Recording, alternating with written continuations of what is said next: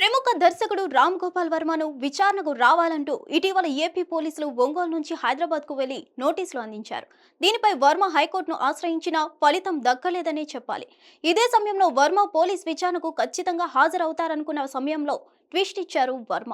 AP పోలీసుల విచారణకు నేడు హాజరు కావాల్సిన ఆర్జీవీ డుమ్మా కొట్టారు. ఈ సందర్భంగా తనకు సమయం కావాలని కోరారు.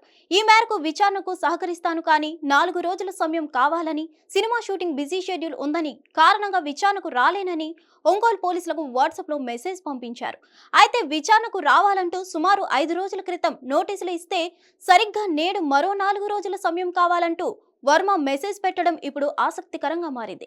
దీనిపై స్పందించిన ఒంగోలు రూరల్ సిఐ శ్రీకాంత్ బాబు వర్మ నిజంగానే షూటింగ్ బిజీలో ఉన్నారా లేదా అనేది తెలుసుకుంటానని చెప్పినట్లు తెలుస్తోంది.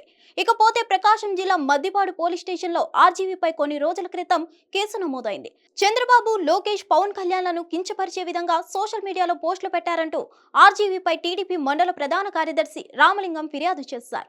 దీంతో కేసు నమోదు చేసిన పోలీసులు వర్మకు నోటీసులు అందించారు. దీనిపై ఆయన హైకోర్టును ఆశ్రయించారు. దీంట్లో భాగంగానే అరెస్ట్ నుంచి రక్షణ కల్పించాలని ఆయన పిటిషన్ దాఖలు చేశారు. అయితే ఈ పిటిషన్ను హైకోర్టు తోసిపుచ్చింది. విచారణకు హాజరయ్యే విషయంలో మరింత సమయం కావాలనే అభ్యర్థనను పోలీసులకు చేయాలని సూచించింది. ఈ మేరకు సినిమా షూటింగ్స్ లో బిజీగా ఉన్నానని, మరో 4 రోజుల సమయం కావాలని ఆర్జీవీ పోలీసులకు వాట్సాప్ మెసేజ్ పెట్టారు. హిట్ టీవీ యాప్ ని డౌన్లోడ్ చేసుకోండి. ఇందులో short news, live news, entertainment movies అన్ని అవైలబుల్ గా ఉన్నాయి. Please download Hit TV app. Hit TV app hit TV యాప్ని ఫ్రీగా డౌన్లోడ్ చేసుకోండి.